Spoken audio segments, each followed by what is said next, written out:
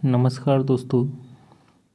Class 7th जो कि आपकी साइंस की एनसीईआरटी की पुस्तक है, आज उसमें हम पहले चैप्टर को देखेंगे और इसमें आए विभिन्न क्वेश्चन आंसर्स और इसके जो इम्पोर्टेंट क्वेश्चन बनते हैं उनके बारे में जानेंगे। और साथ ही अगर आपने अभी तक हमारे एसएस नॉलेज चैनल को सब्सक्राइब नहीं किया है तो सब्सक्राइब करें। वीडियोज में जो भी लिखा है उसकी पीडीएफ प्राप्त करने के लिए हमारे जो चैनल की डिस्क्रिप्शन बॉक्स में एक लिंक दी हुई होगी टेलीग्राम की, वहां से आप टेलीग्राम अपने फ़ोन में डाउनलोड करें और साथ ही उस लिंक पर क्लिक करके टेलीग्राम चैनल में आपका चैनल होगा एसएस नॉलेज, वहां पर जाके उसको ज्वाइन करें जहां पर आपको पीडीएफ प्राप्त होगी। तो आइए चलते हैं, जान लेते हैं। आपका पहला चैप्टर है पौधों में पोषण। तो सूर्य जो होता है सभी सजीव प्राणियों के लिए ऊर्जा का चरम स्रोत होता है, जैसा कि आप सभी जानते हैं। नेक्स्ट है इसका पॉइंट कि हरे पादपों में भोजन संश्लेषण की प्रक्रिया सूर्य के प्रकाश की उपस्थिति में होता है, जिसे प्रकाश संश्लेषण कहते हैं। क्वेश्चन बन जाता है कि प्रकाश संश्लेषण की क्रिया क्या है। तो हरे पौधों में भोजन संश्लेषण की प्रक्रिया सूर्य के प्रकाश की उपस्थिति में होती है, तो उसे ही क्या कहते हैं, प्रकाश संश्लेषण। नेक्स्ट पॉइंट है आपका कि पत्तियों में एक हरा वर्णक होता है जिसे क्लोरोफिल कहा जाता है। क्या कहते हैं, जो पत्तियों में हरा वर्णक या हरा वर्ण होता है उसे क्या कहते हैं, क्लोरोफिल। क्लोरोफिल सूर्य के प्रकाश की ऊर्जा को ग्रहण करने में सहायता करते हैं। नेक्स्ट है कार्बन डाइऑक्साइड एवं जल प्रकाश संश्लेषण के लिए कच्चे माल का कार्य करते हैं। वहीं ऑक्सीजन जो सभी सजीव प्राणियों के जीवन की उत्तरजीविता के लिए आवश्यक है, प्रकाश संश्लेषण की क्रिया के दौरान बनता है। ऑक्सीजन क्या है जो सभी के लिए आवश्यक है, वह प्रकाश संश्लेषण की क्रिया के दौरान ही बनता है। पत्तियों में स्टार्च जिसको कि मंड कहा जाता है, इसकी उपस्थिति प्रकाश संश्लेषण का होना दर्शाता है। कार्बोहाइड्रेट्स कार्बन, हाइड्रोजन और ऑक्सीजन से बना होता है। कार्बोहाइड्रेट किससे बना होता है, कार्बन, हाइड्रोजन और ऑक्सीजन से बना होता है। नेक्स्ट है मृदा में कुछ जीवाणु होते हैं जो गैसीय नाइट्रोजन को उपयोगी रूप में परिवर्तित कर देते हैं और इसे क्या है, मृदा में छोड़ देते हैं। मृदा में क्या है, कुछ जीवाणु होते हैं, आप उसको क्या है उसके माध्यम से देख सकते हैं, है ना। गैसीय नाइट्रोजन को उपयोगी रूप में परिवर्तित कर देते हैं और मृदा में छोड़ देते हैं। कौन, जीवाणु। नेक्स्ट है कीटों के भक्षण करने वाले पौधों को कीटभक्षी पादप भी कहते हैं। कुछ जीव एक दूसरे के साथ रहते हैं तथा आवास एवं पोषक तत्व एक दूसरे से बांटते हैं और इसे सहजीवी संबंध कहते हैं। कुछ जीव जो होते हैं एक दूसरे के साथ रहते हैं, है ना, उसी प्रकार से क्या होते हैं, वो सहजीवी संबंध रखते हैं। लाइकेन सहजीवी संबंध का एक उदाहरण है। लाइकेन जो होती है आपकी, है ना, वह सहजीवी संबंध का एक उदाहरण है, एक एग्जाम्पल है।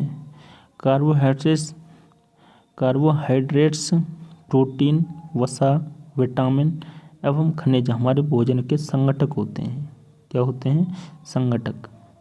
नेक्स्ट है हमारे शरीर के लिए भोजन के संगठक आवश्यक होते हैं जिन्हें पोषक कहा जाता है। आइए चलते हैं क्वेश्चन आंसर्स पर कि जीवों को खाद्य की आवश्यकता क्यों होती है। तो जीवों को खाद्य की आवश्यकता निम्न कारणों से होती है। नंबर 1, काम करने के लिए ऊर्जा की आवश्यकता होती है। दूसरा, शरीर निर्माण के लिए, शरीर रचना के लिए। तीसरा, शरीर में टूट फूट की मरम्मत के लिए। चौथा, कोशिकाओं को नियमित ऊर्जा प्रदान करने के लिए। नेक्स्ट क्वेश्चन है परजीवी और मृतजीवी में अंतर स्पष्ट कीजिए। तो परजीवी क्या होता है कि ये अपना भोजन अन्य जीवों से प्राप्त करते हैं, जैसा कि परमिस होता है दूसरा, जीवीमिस जीवों पर निर्भर रहने वाले, जो दूसरे जीव पर निर्भर रहते हैं, है ना। तो ये अपना भोजन क्या है, अन्य जीवों से प्राप्त करते हैं। वहीं परजीवी सामान्यतः प्रपोषी के शरीर के ऊपर या भीतर रहते हैं। क्या होता है, जो शरीर के ऊपर या भीतर पाए जाते हैं, कौन, परजीवी।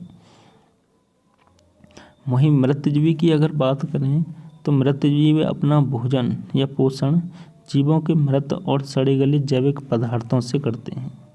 मृतजीवी मृत और सड़े गले पदार्थों के ऊपर रहते हैं। नेक्स्ट क्वेश्चन है आपका कि आप पत्ती में मंड स्टार्च की उपस्थिति का परीक्षण कैसे करोगे। तो पत्तियों पर आयोडीन विलयन की बूंदें गिराकर हम मंड की उपस्थिति का परीक्षण कर सकते हैं। जब आयोडीन विलयन मंड स्टार्च के संपर्क में आता है तो एक गहरा नीला रंग नागेर आता है ना। नेक्स्ट क्वेश्चन है हरे पादपों में खाद्य संश्लेषण प्रक्रम का संक्षिप्त विवरण दीजिए। तो हरे पादपों में खाद्य संश्लेषण प्रकाश संश्लेषण की क्रिया द्वारा संपन्न होता है। प्रकाश संश्लेषण के दौरान पत्ती की क्लोरोफिल युक्त कोशिकाएं सूर्य के प्रकाश की उपस्थिति में कार्बन डाइऑक्साइड एवं जल से कार्बोहाइड्रेट्स का संश्लेषण करती हैं। नेक्स्ट क्वेश्चन है किसी प्रभा चित्र की सहायता से दर्शाइए कि पादप भोजन के मूलभूत स्रोत हैं। तो पादप के मूलभूत स्रोत हैं, जैसा कि चित्र 1.2 में आपकी बुक में दिया होगा, तो वहाँ पर आप देख सकते हैं। नेक्स्ट क्वेश्चन है रिक्त स्थानों की पूर्ति कीजिए। क्या है कि क्योंकि हरे पादप अपना खाद्य स्वयं बनाते हैं, इसलिए उन्हें क्या कहते हैं, स्वपोषी कहते हैं। अपना स्वमिस अपने आप बनाने वाले। वहीं नेक्स्ट है पादपों द्वारा संश्लेषित खाद्य का भंडारण खाली जगह के रूप में होता है। तो किसके रूप में, मंड के रूप में। किसके रूप में, मंड के रूप में। नेक्स्ट है प्रकाश संश्लेषण के प्रक्रम में जिस वर्णक द्वारा सौर ऊर्जा संग्रहित की जाती है उसे क्या कहते हैं, उसे कहते हैं क्लोरोफिल। नेक्स्ट है प्रकाश संश्लेषण में पादप वायुमंडल से क्या लेते हैं,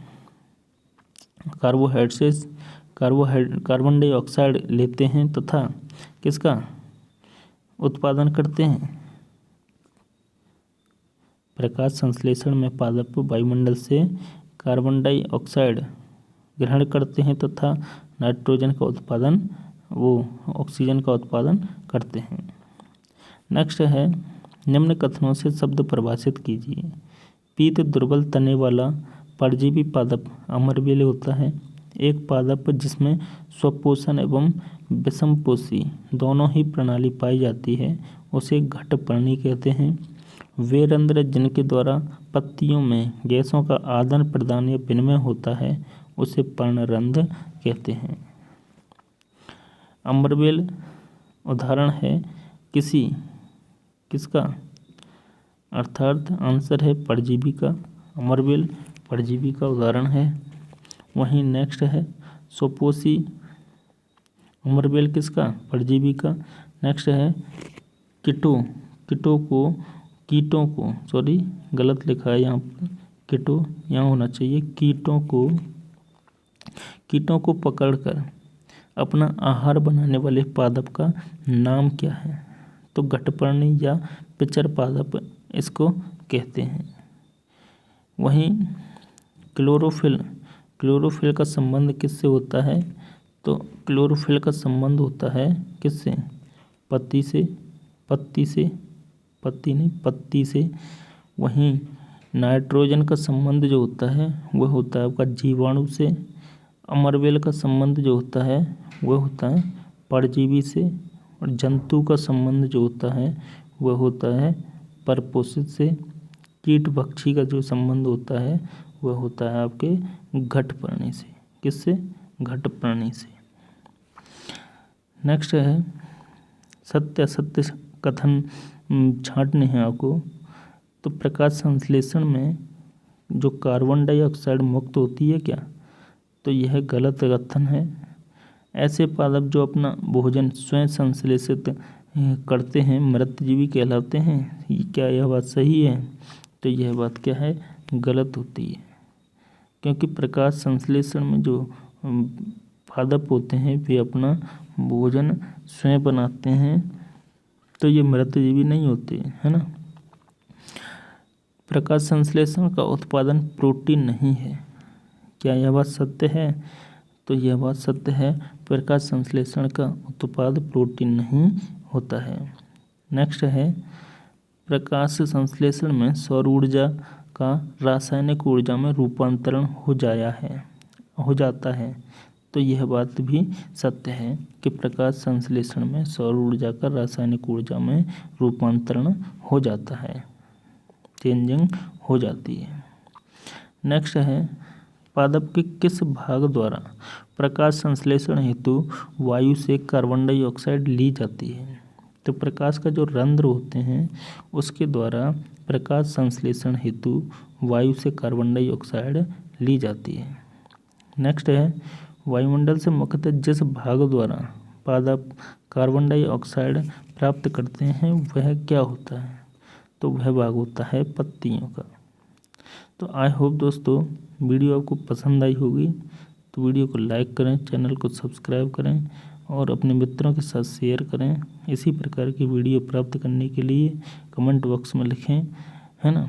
और PDF प्राप्त करने के लिए डिस्क्रिप्शन बॉक्स में टेलीग्राम चैनल की लिंक दी होगी, वहाँ पर जाएं, उस पर क्लिक करें। टेलीग्राम चैनल अगर टेलीग्राम ऐप अगर आपके फ़ोन में डाउनलोड नहीं है तो उसको डाउनलोड करें, जब जाके वह लिंक आपकी वहाँ पर खुलेगी। सो गाइस धन्यवाद वीडियो देखने के लिए।